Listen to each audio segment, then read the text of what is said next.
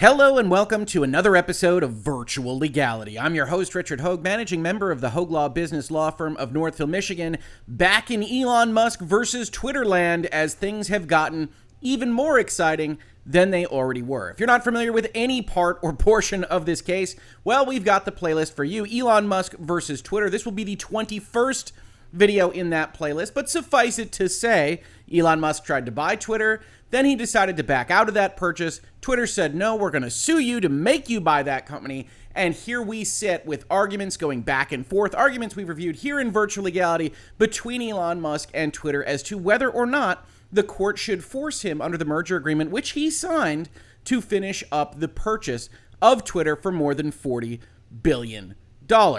Now, as we talked about in the documents we looked at before, the answers, the countersuit, all these various things, each side has reasonable arguments on their behalf. It's a little bit unclear how the court will ultimately determine who would be the victor based solely on the suit and countersuit, because so much is premised on the facts and circumstances of what information Twitter provided, whether Elon Musk's requests were legitimate, reasonable for the purposes that he is saying he asked for that information, and exactly how Twitter responded to those specific requests until the last few days. So let's talk a little bit about what has happened. In those documents, in the Twitter countersuit, they describe what Elon Musk is doing as effectively lying to the court, lying to Twitter on a pretextual basis, trying to make up a reason that he can get out of the merger agreement. One of the ways that he can get out is he can say that they breached a promise that they made to him about the company, and that breach of the promise, that lie or that wrongness in that representation and warranty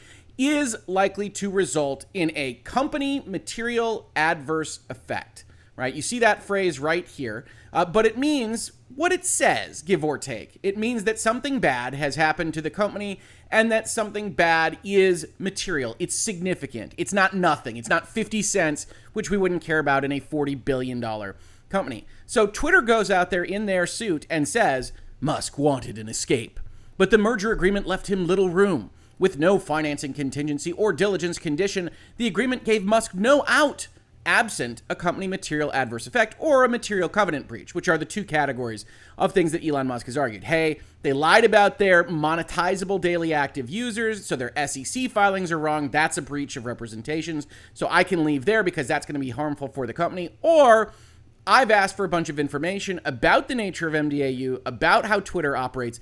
Twitter has refused to give that information to me, and that's where the fight comes in on the facts and circumstances. And because they refused and because they had an obligation under the agreement to provide the information I requested, I can now walk away from the agreement. Twitter disagrees with both those things, says, hey, we've given you all the information you need, and there's no company material adverse effect based on these things because we are telling the truth. We said the MDAU was an estimate, our SEC filings are legitimate, and we've done our best, and you're just seeking a pretext for getting out of this deal. Twitter also has some fairly good defenses to go along with this, saying that Elon Musk isn't permitted to terminate the agreement if he's in breach. So they bring a number of sections which they believe he has breached, including things like tweeting about the deal, which, again, on a facts and circumstances basis, both sides could fight about. And they have the defense that says Elon Musk isn't permitted to basically make a material adverse effect appear out of thin air solely by what he claims in his litigation, or as they say in this response on page 47 of their 127-page answer document, paragraph 70 purports to quote from or characterize the terms of the merger agreement, to which Twitter respectfully refers the court for its complete and accurate contents. Twitter asserts that the definition of material adverse event in the merger agreement excludes any changes, events, effects, or circumstances that directly or indirectly relate to or result from any litigation arising out of the proposed merger. So one of the things Elon Musk tries to do in his documents is say, hey, I've got real problems with the MDAU. We've looked at these things. We think it's wildly more than 5%. And the SEC is going to wind up taking a look at this because of this lawsuit, because of the disclosures I am making in public regarding my termination of the merger agreement and regarding the lawsuit that we are now entered into. And Twitter, I think rightfully says, not so fast, Mr. Musk. You can't create a material adverse effect solely from what's happening in a fight like this one regarding the merger agreement. So Twitter puts up that defense. I think it's a solid one. It would take some effort for Elon Musk and his legal team to get around, which means that what Elon Musk really needed was some kind of third-party event, analysis or otherwise, to really make this case for him. Enter Peter Zatko. So about a week ago, here in the Washington Post, we get the big headline: former security chief claims Twitter buried egregious deficiencies. In an explosive whistleblower complaint obtained by the Washington Post, former Twitter security chief Peter Mudge Zatko alleges the company misled regulators about lax security and spam. And we're going to go through this article a little bit. I'm not going to go through the mainline documents. Honestly, I'm not qualified to talk about these security measures that Twitter takes on its server infrastructure and things along those lines. But we're looking at it with a specific focus. Does this affect a company material adverse problem? Does just the actual filing of the complaint, regardless of what's in it, actually create the scenario in which Elon Musk might be permitted to walk away? The answer is complicated. We're going to try to shorten it as much as possible in this video, but I think this is probably the strongest Elon Musk's position has been because of this. So let's look at the article. Twitter executives deceived federal regulators and the company's own board of directors about extreme, egregious deficiencies in its defense against hackers, as well as its meager efforts to fight spam, according to an explosive whistleblower complaint from its former security chief. Now, just starting off, a lot of people want to focus on this spam question. I've talked about it with a few people that asked me to comment on it on Twitter, ironically enough. And what's important about this is that it presents a different mechanism by which Elon Musk may be allowed to walk away from the deal, or at least hold it, hang on to that, because it doesn't rely specifically on his MDAU complaint. There's a bunch of other stuff brought up here. The complaint from former head of security Peter Zatko, a widely admired hacker known as Mudge, depicts Twitter as a chaotic and rudderless company beset by infighting, unable to properly protect its 238 million daily users, including government agencies, heads of state, and other influential public figures. So again, separate this out from whether Peter Zatko knows whatever he's talking about. Just note that the Washington Post and a lot of journalistic outlets to follow took this particular complaint and are reporting paragraphs on Twitter that read like this. His complaint says it's a rudderless company beset by infighting. His complaint says it's unable to properly protect its users, etc., etc., etc. At bare minimum, that information, that knowledge, that context is out in public as of the reporting of this complaint. And that means that that might in and of itself be the event that's necessary to constitute a company adverse effect. Among the most serious accusations in the complaint, a copy of which was obtained by the Washington Post, is that Twitter violated the terms of an 11-year-old settlement with the Federal Trade Commission by falsely claiming that it had a solid security plan. Zatko's complaint alleges he had warned colleagues that half the company's servers were running out of date and vulnerable software, and that executives withheld dire facts about the number of breaches and lack of protection for user data, instead presenting directors with rosy charts measuring unimportant changes. Now, all in this paragraph is a reasonable minds can differ kind of concept, right? What is a solid security plan? What was specifically required by the FTC settlement? What was Twitter doing? What weren't they doing? We'll see that Twitter's primary defense here is that this guy is crazy and he hyperbolizes our problems and is now disgruntled and is putting forth this complaint because we fired him because he was bad at his job. The complaint, filed last month with the Securities and Exchange Commission, the SEC, the Department of Justice, the DOJ, and the FTC, to which the settlement relates, says thousands of employees still had wide-ranging and poorly tracked internal access to core company software, a situation that for years had led to embarrassing hacks, including the commandeering of accounts held by such high-profile users as Elon Musk and former Presidents Barack Obama and Donald Trump. Certainly Elon Musk is mentioned there for reasons. In addition, the whistleblower document alleges the company prioritized user growth over reducing spam, though unwanted content made the user experience worse. Executives stood to win individual bonuses of as much as $10 million tied to increases in daily users, the complaint asserts, and nothing explicitly for cutting spam. Here again, kind of a weak set of arguments here. Just because you're getting incentives for one thing doesn't mean you're not also incentivized to do the other thing. And it also doesn't mean that you can't have a business model that says we want to bring in more people and we don't care as much about what kind of people are brought in or whether they're spammers or fake, if that can rise our rates and profitability even faster than if we were to devote resources in a different manner. So maybe a bad business decision by Twitter. I wouldn't argue with anyone that says that. But illegal whistleblower type style, not as sure. Chief Executive Parag Agrawal was lying when he tweeted in May that the company was strongly incentivized to detect and remove as much spam as we possibly can, the complaint alleges. Now we get into fraud and management in general. In an interview with The Post, Zatko describes his decision to go public as an extension of his previous work exposing flaws in specific pieces of software and broader systemic failings in cybersecurity. He was hired at Twitter by former CEO Jack Dorsey in late 2020. After a major hack of the company system, so he was not at Twitter very long. I felt ethically bound. This is not a light step to take, said Zatko, who was fired by Agrawal in January. So from late 2020 to very early 2022, he's only there for about a year. He declines most other comments. The Post obtained a copy of the disclosure from a senior Democratic aide on Capitol Hill, which is interesting in and of itself.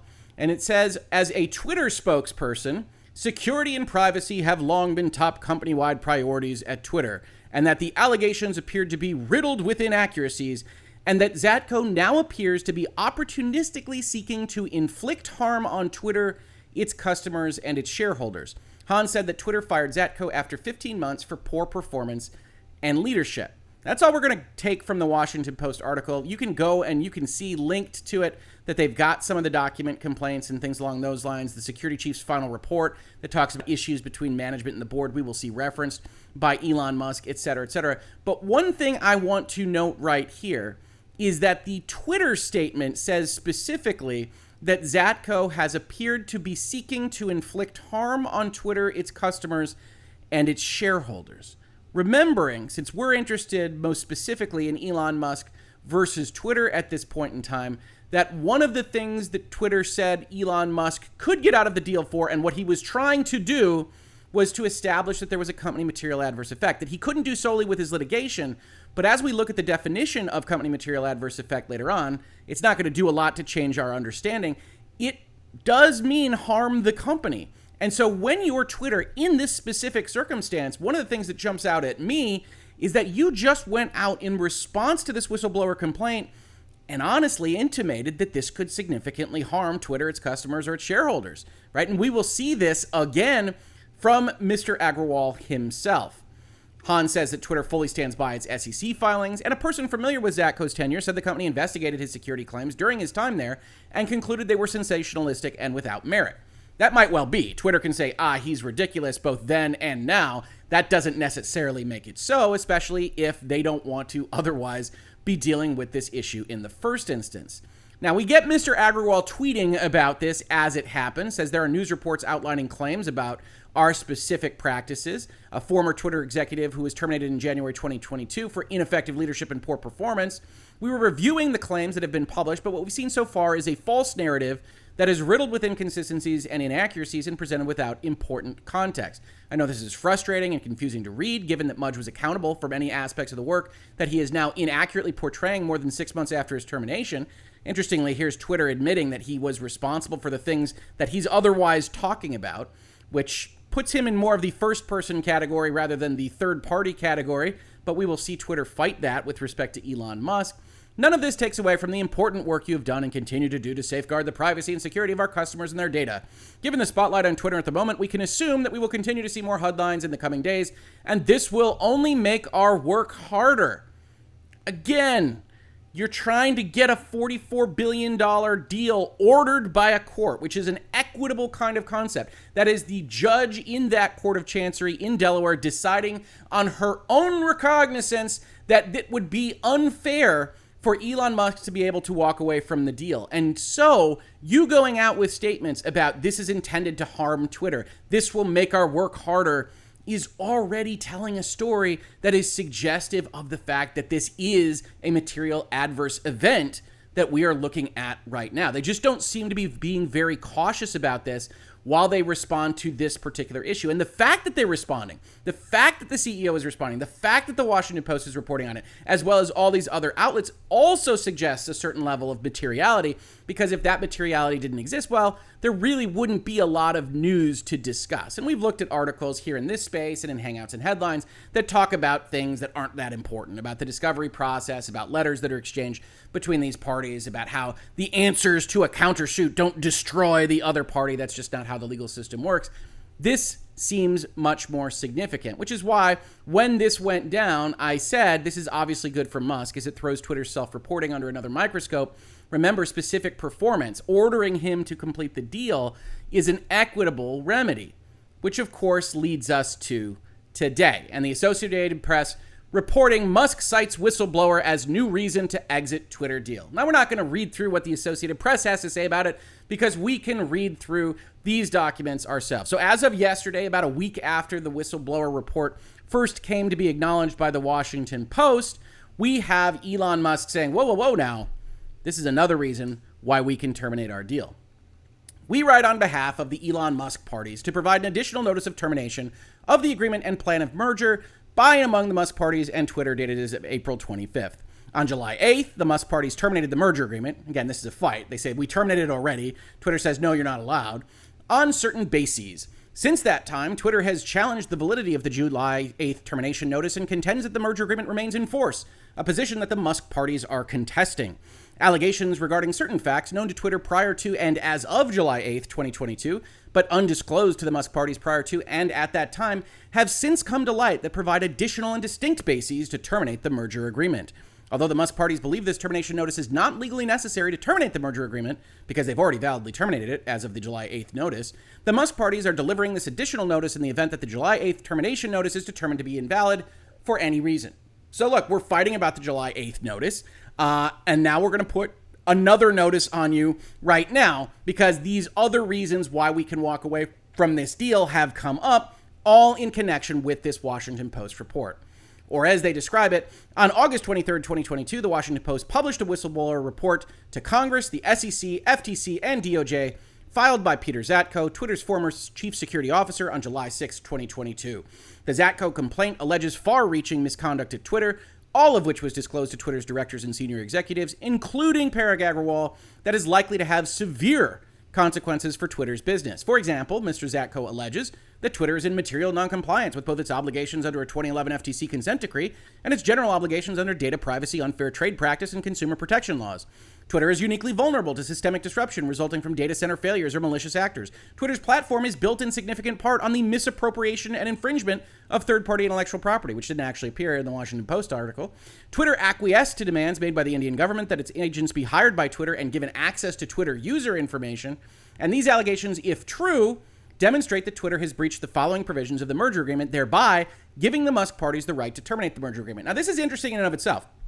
So they are going out with, if this is true, this represents a breach of the following reps and warranties. And we'll look at those in a second. My argument here, and you will see it when we go over some of the provisions in the agreement, is that I'm not positive that you even need to believe that it is true as much as it is plausible and that it's likely to result in further bad press and investigations of the company that would otherwise lower its value and disrupt its operations.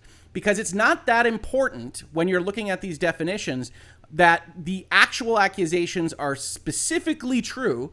It's important that this event of the disclosure of this, the filing of the whistleblower complaint, the coverage of it, the congressional investigations, and whatever else winds up happening in respect of this is negative towards the company and its functioning. If that is in fact the case, even if it were to be 6 years of litigation and Twitter were to win every single time, you'd still be going through a process that disrupted the operations of the company in a negative fashion.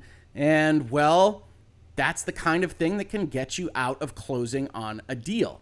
So let's look at what Elon Musk's team is specifically focusing on if the accusations are true. So first they point out there's a general compliance with law section.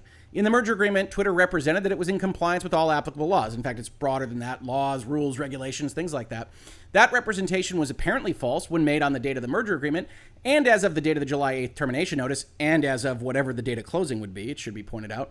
The Zacko complaint alleges that Twitter has been violating a consent decree it entered into with the FTC in 2011. Twitter has already paid a fine of $150 million for violating one aspect of that decree, and Facebook recently paid $5 billion for similar user data violations, indicating to the court, or to Twitter in this particular instance, that this is a significant material adverse effect, and so we should be able to walk away for that reason. They are also going back to section 4.6, saying that SEC disclosures are wrong. You promised us that they didn't contain an untrue statement or a material omission, and this particular whistleblower complaint says you failed to properly disclose concerns about privacy, data protection, and cybersecurity, at least as late as February 16th, 2022, and probably in other returns that would otherwise be subject to the merger agreement, and so we can walk away for that reason. Also, they say, hey, if you knew about this, that's fraud in the inducement, so we can rescind the entire agreement and not work within its language at all. Disclosure controls and procedures. Twitter represented that it had disclosed any fraud to the knowledge of the company, whether or not material that involves management or other employees. In this particular case, the whistleblower complaint says Parag Agrawal knowingly presented false and misleading reports to Twitter's board of directors in order to cover up flagrant vulnerabilities in Twitter's security and data protection infrastructure, and that Twitter was made aware of precisely that in an internal report prepared by Mr. Zacko in February of 2022. Now, again, you can discount that, right? If you're Twitter, the response can be, he's lying, he's hyperbolizing, he's exaggerating. We examined it, we found it to be overwrought, and so that doesn't amount to a breach here. But it certainly confuses the issue. On the litigation side of things, Twitter is now facing, according to Musk's team, multiple congressional inquiries. The Senate Judiciary Committee has announced a full committee hearing. The House Energy and Commerce Committee announced that it is assessing next steps. And multiple U.S. senators have publicly called for the FTC and DOJ to open investigations. Twitter will also now face a myriad of civil lawsuits asserting claims pursuant to various privacy and cybersecurity laws, state consumer protection laws, false advertising laws, intellectual property theft, and misappropriation and common law claims such as unjust enrichment, fraud, and breach of contract. So one of the things Twitter has promised is there are no bits of litigation that we haven't already disclosed in our disclosure schedule related to the merger agreement. And what Elon Musk is saying is, well, with this out there, you can expect a whole lot of stuff. So what you told us vis-a-vis litigation when we signed this document can't possibly be true by the time we get to a closing date. And this all seems pretty material, doesn't it? So we should be able to walk away. Similarly, with respect to intellectual property, they go back to Zacko's complaint suggesting that Twitter never acquired the rights to its own core machine learning models, which the Musk parties understand to be fundamental to the Twitter platform itself. That's kind of a new thing. It's not even summarized in the Washington Post article, but surely if Twitter doesn't have the rights to operate its business as it's presently conducted, that is certainly the kind of thing that can arrive at a breach of the representation and one that would be significant for the operations of the company. Similarly, you've got conditions to the obligations of parent and acquisition sub, where they say, in the merger agreement, Twitter represented that it had not and would not experience a company material adverse effect. The breaches and consequences described above suggest that Twitter has in fact experienced that, and the full extent to which remains to be seen. Now, we'll get to that. This is a little bit false in my reading of the merger agreement, so we'll get to why I think that is. The facts supporting these breaches, which were withheld from the Musk parties, but known to Twitter as of the date of the merger agreement and at the time of the July 8th termination notice, provided additional bases to terminate the merger agreement as of that date and provide additional bases to terminate the merger agreement today if the Musk parties' termination of the merger agreement pursuant to the July 8th termination notice is determined to be invalid for any reason.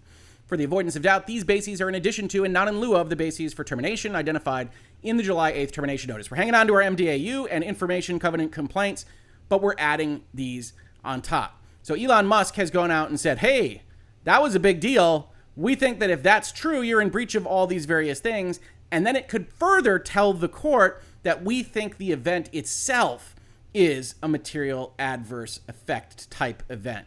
Now, Twitter, as you could expect, says no, and they say it very fast. The day after Elon Musk submits his letter, they say, as was the case with your July 8th purported notice of termination, this purported termination set forth in your current letter is invalid and wrongful under the agreement, including under Section 8.1D thereof. It is based solely on statements made by a third party that, as Twitter has previously stated, are riddled with inconsistencies and inaccuracies and lack important context.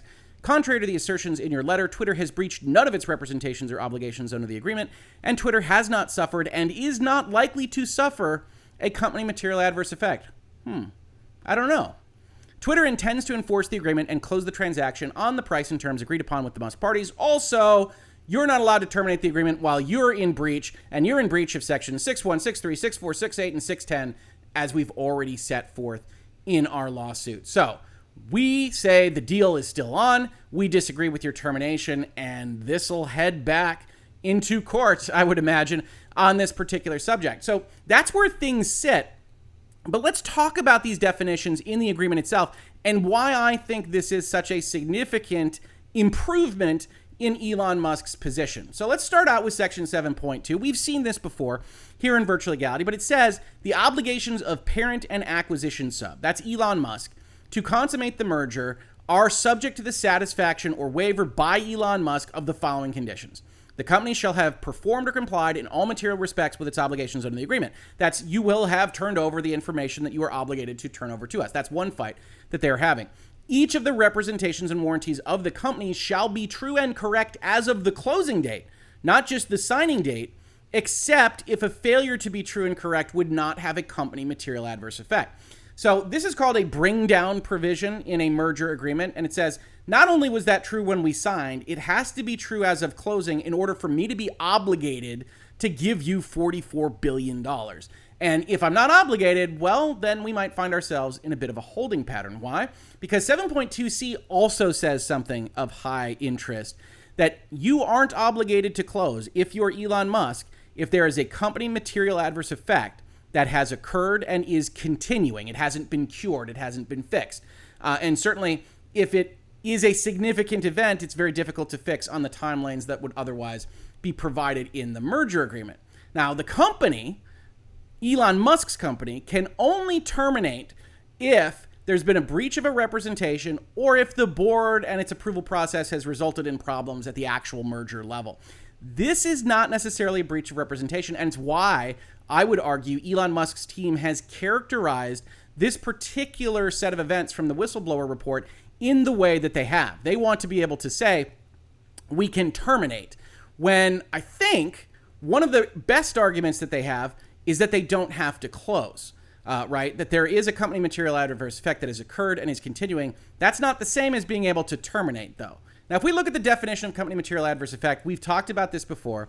It doesn't say a ton. It means any change, event, effect, or circumstance which has resulted in or would reasonably be expected to result in a material adverse effect on the business, financial condition, or results of operations of the company and its subsidiaries taken as a whole.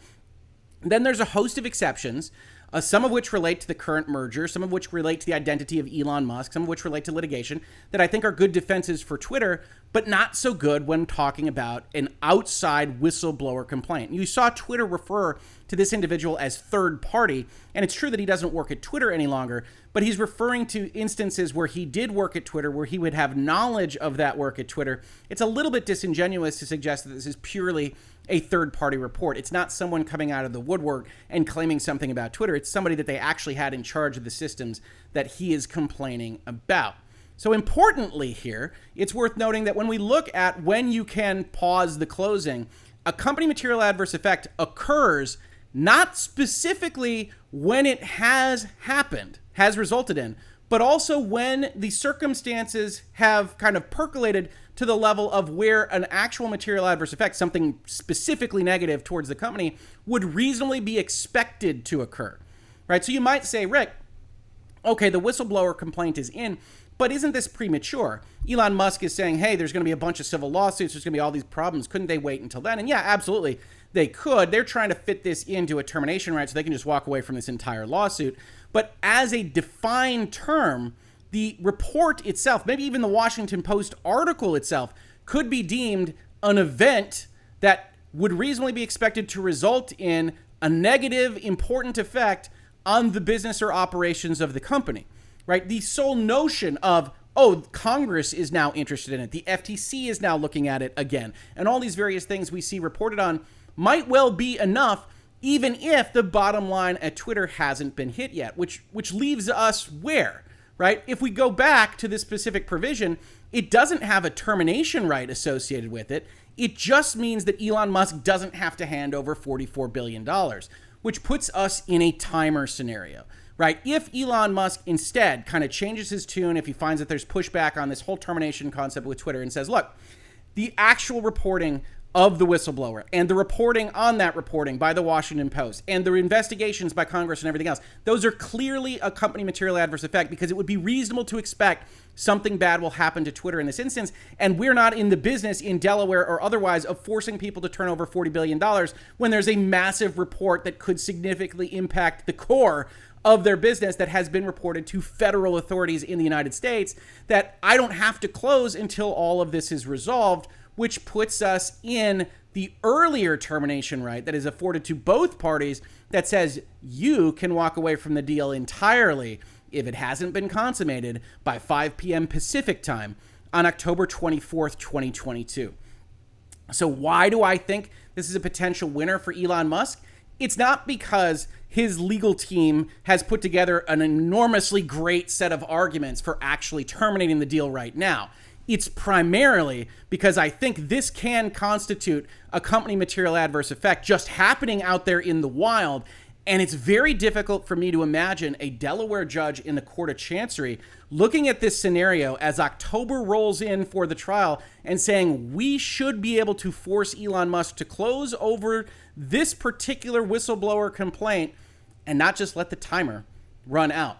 So did Elon Musk win on all of this? I can't rightly say, but I can say that he's in a far stronger position than he started out with when we were talking about his countersuit and his answers. And I think that realistically, Elon Musk has the better chance of walking away from this deal as it stands right now, primarily because I think that this does in fact constitute a company material adverse event. Thank you for watching Virtual Legality. This has been Virtual Legality for today. If you'd like to support the channel, we've got a Utreon, we've got a Patreon, we've got all sorts of ways to support us. If you don't like any of those, just upvoting, downvoting, subscribing, doing all the things YouTube likes. If you did watch this on YouTube, thank you so much for watching. And if you listen to it as a podcast, thank you so much for listening. Share it around, and I will catch you on the very next episode of Virtual Legality. Thanks so much. Virtual Legality is a YouTube video series with audio podcast versions presented as commentary and for education and entertainment purposes only. It does not constitute legal advice and does not create an attorney-client relationship. If you have legal questions about the topics discussed, please consult your own legal counsel.